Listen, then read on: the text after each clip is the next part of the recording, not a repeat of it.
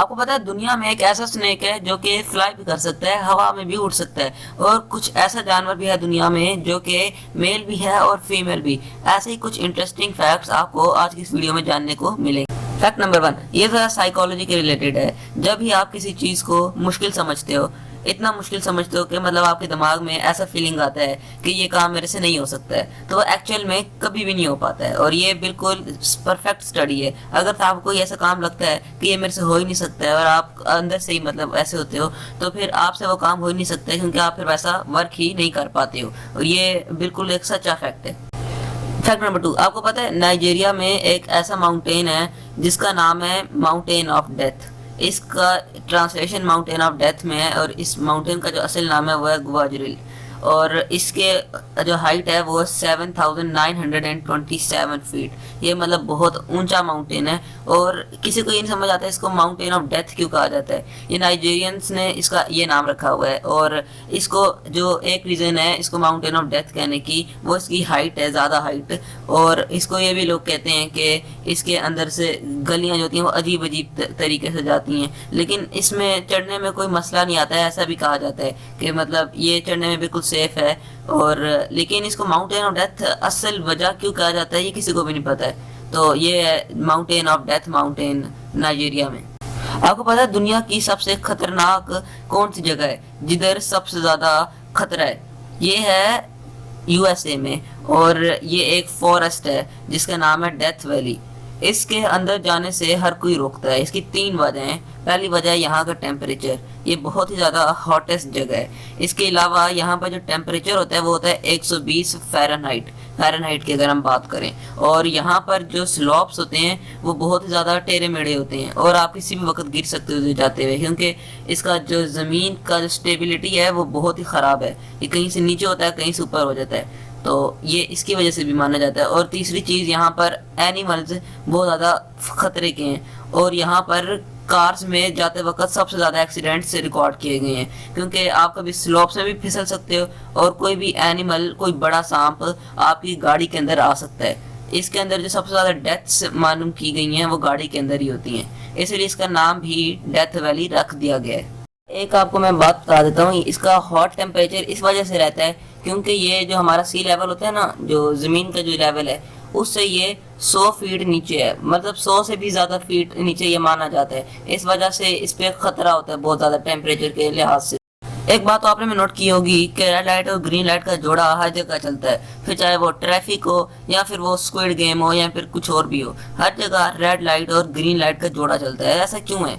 ये इसका एक बहुत ही सिंपल सा रीज़न है। रेड लाइट और ग्रीन लाइट, ये दोनों कलर जो हैं, कलर्स पे बात आता है, और ये जो दोनों कलर्स हैं ये आपस में बहुत ज़्यादा डिफरेंट हैं।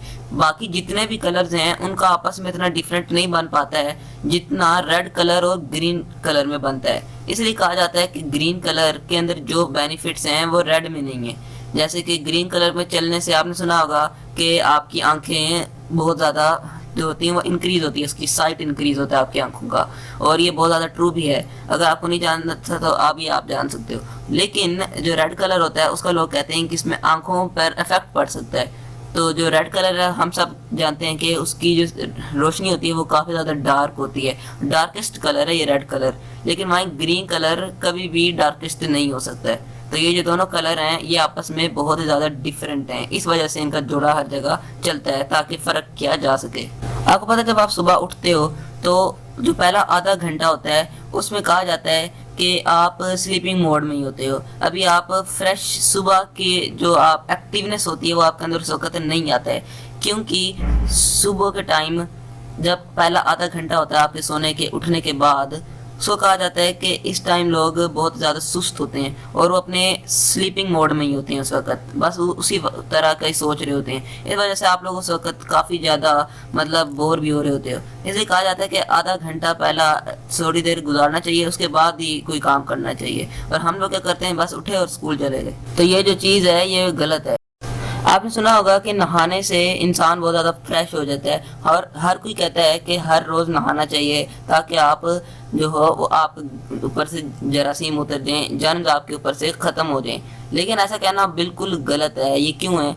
क्योंकि साइंटिस्ट के मुताबिक हर 3 दिन से पहले नहीं नहाना चाहिए।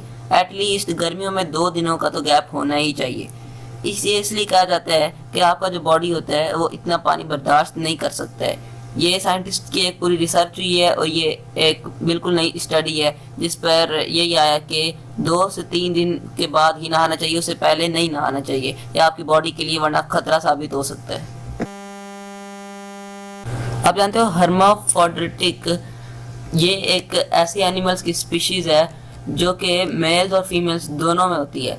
इसके अंदर एनिमल्स के बहुत सारी एग्जांपल्स भी हैं, जैसे वॉर्म्स हो गए या फिर स्लग्स हो गए, स्नेल्स हो गए, बर्नैकल्स हो गए। ये सब ऐसे एनिमल्स हैं जो मेल और फीमेल दोनों होने की रिप्रोडक्टिव बायोलॉजी की ये स्टडी में बताया गया कि ये रिप्रोडक्टिव एनिमल्स होते हैं और ये मतलब ज़्यादातर बहुत ज़्यादा स्लो चलते हैं। ये एक मतलब इनका एक फैक्ट होता है और ये प्लांट्स में भी ऐसा देखा गया है, जो कि ज़्यादातर एनिमल्स और प्लांट्स में ही होता है। ये एक जो स्टडी थी ये 1868 की स्टडी है और इस जो स्टडी है इसको कहा जाता है हर्माफ्रोडिटिज्म होमोसेक्स। आपको पता है आइसलैंड एक दुनिया का सबसे सेफेस्ट मुल्क है, इसलिए यहाँ पर जाना बहुत ज़्यादा सेफ रहता है। लोग यहाँ पर हर साल जाते हैं, लेकिन यहाँ पर एक बहुत ही वियर्ड चीज़ है, वो ये है कि यहाँ पर रात कभी नहीं होती है। इवन यहाँ पर रात के 12 बजे भी शाम का ही मौसम ज़्यादा से ज़्यादा होता है और ज़्यादा से ज़्यादा शाम तक जाता है, रात इधर होती ही नहीं है। अब आप लोग सोच रहे होंगे ये तो बहुत अच्छा हो गया, हम लोग भी इधर जाने का सोचेंगे। भाई ये बहुत ही गलत है। ऐसी जगह जहाँ पर रात ना हो उसको ये समझो कि वो बदकिस्मत जगह। क्यों? क्योंकि वहाँ पर कभी भी डार्कनेस नहीं होती। अब आप कहोगे कि डार्कनेस का हमने क्या करना है यार, बस इंजॉय करो, मौसम अच्छा रहेगा।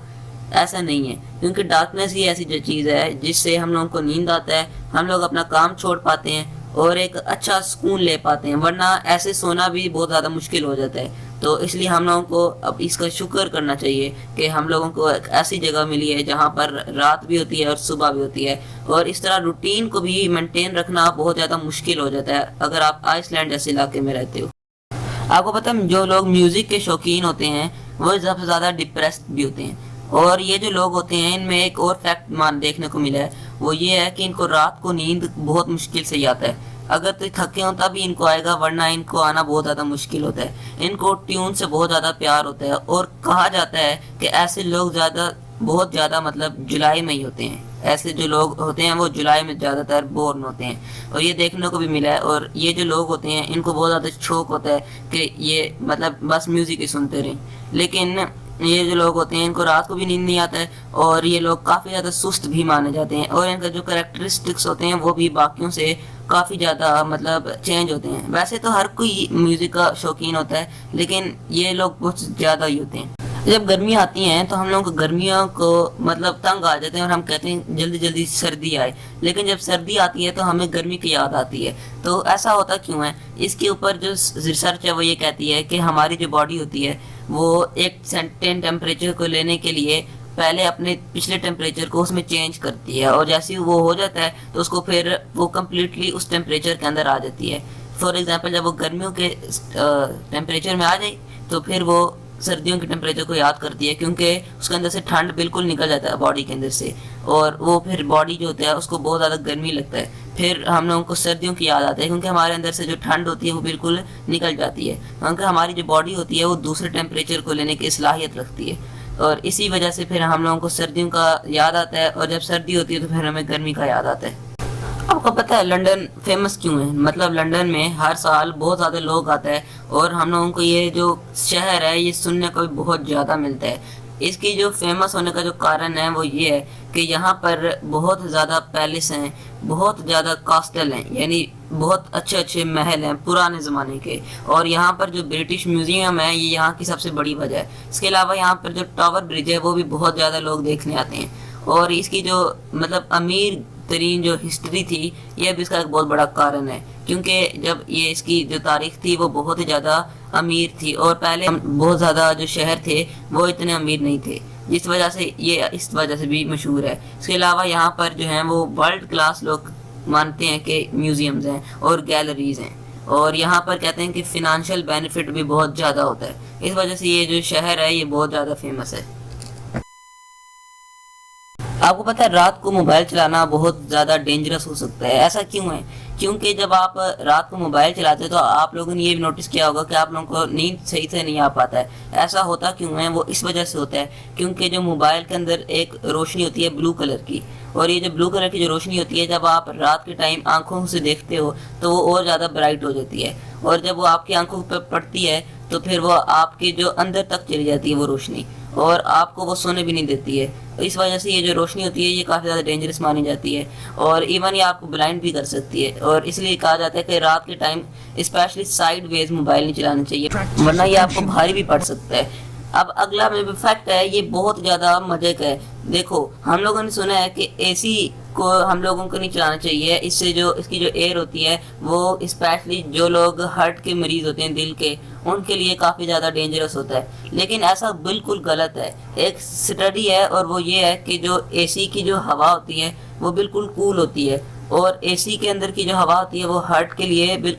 उल्टा फायदेमंद होती है। इससे हार्ट को कोई नुकसान नहीं होता है और ना ही इससे कोई और नुकसान होता है। एसी की हवा से मतलब कोई ज़्यादा यानी कि प्रॉब्लम नहीं होता है इंसान को। ये एक मतलब नॉर्मल एयर की तरह ही होती है, और ये कूलिंग होता है, इस वजह से इसको कहा जाता है कि ये बिल्कुल भी डेंजरस नहीं है। हमें जो टेंशन होता है, आपको पता है, ये एक बहुत ही खतरे की अलामत है। इससे मतलब बहुत ज़्यादा डेथ्स होती हैं, और ये टेंशन एक सबसे बड़ी वजह है इंसान की डेथ की। डेथ से हम लोग मतलब ख़त्म हो जाते हैं, और ये जो टेंशन है इससे एक साल में आप जानकर हैरान हो गए 8.5 लाख लोग मरते हैं। 8,50,000 लोग हर साल मर जाते हैं सिर्फ डिप्रेशन और टेंशन से, और इससे आपका जो वर्क की एबिलिटी होती है वो भी बिल्कुल ख़राब हो जाती है, और रिलेशनशिप्स तक आपके ख़त्म हो जाते हैं। कहा जाता है कि इस डिप्रेशन और टेंशन से लोग सुसाइड तक करते हैं, और इसने ओवरऑल आज तक 121 मिलियन लोगों की जान ली है गूगल के अकॉर्डिंग। ये फैक्ट यार काफ़ी ज़्यादा अमेजिंग है। देखो, क्राइसोपिलिया ये एक स्नेक्स की ब्रीड है। ये एक ऐसी ब्रीड है कि इसके जो स्नेक्स होते हैं वो उड़ते हैं हवा में ये उड़ते हैं एक पंछी की तरह, और इसके जो स्नेक्स होते हैं ये ज़्यादातर इंडिया जैसे इलाके में पाए जाते हैं, साउथ ईस्ट एशिया में, जैसे इंडिया हो गया, चाइना और श्रीलंका। ये जो क्राइसोपेलिया जो स्नेक्स होते हैं ये फ्लाइंग स्नेक्स इनको बोला जाता है, और इनकी टोटल 5 ब्रीड्स होती हैं जो कि हवा में उड़ती हैं। इन स्नेक्स को जो हम बहुत ज़्यादा माना जाता है कि इनके अंदर जहर बहुत ज़्यादा होता है। इस जहर की वजह से ये लोग उड़ते हैं, और इनके जहर से काफ़ी ज़्यादा जाने भी जा सकती हैं। और इनकी जो फैमिली होती है क्राइसोपिलिया की, उसको कोलुब्रेडा कहा जाता है। और अब बात करते हैं फैक्टक्स की अर्निंग की। फैक्टक्स की जो अर्निंग है पर मंथ वो है $31,000, और इसको अगर हम इंडियन रुपीज़ में कन्वर्ट करें तो ये आता है कुल 24 लाख रुपया। 24 लाख रुपया फैक्टक्स की अर्निंग है एक मंथ की, पर मंथ की। नेटवर्थ की अगर बात करें तो वो 8.5 करोड़ इंडियन रुपीज़ में आती है, और ये मतलब काफ़ी ज़्यादा है। और अगर हम इनके रिसोर्सेज की बात करें, रिसोर्सेज जहाँ से ये कमाते हैं वो स्पॉन्सरशिप्स हैं और ब्रांड डील्स हैं, और जो मेन है यूट्यूब एड्स, यहाँ से इनका ये सारा अर्निंग होता है। तो अगर आपको वीडियो पसंद आई हो, वीडियो को लाइक कर दीजिएगा, चैनल को सब्सक्राइब करके बेल आइकन को ऑल पे प्रेस कर दीजिएगा ताकि आपको ऐसा ही वीडियो मिलता रहे। गुड बाय, अगली वीडियो आने के तक।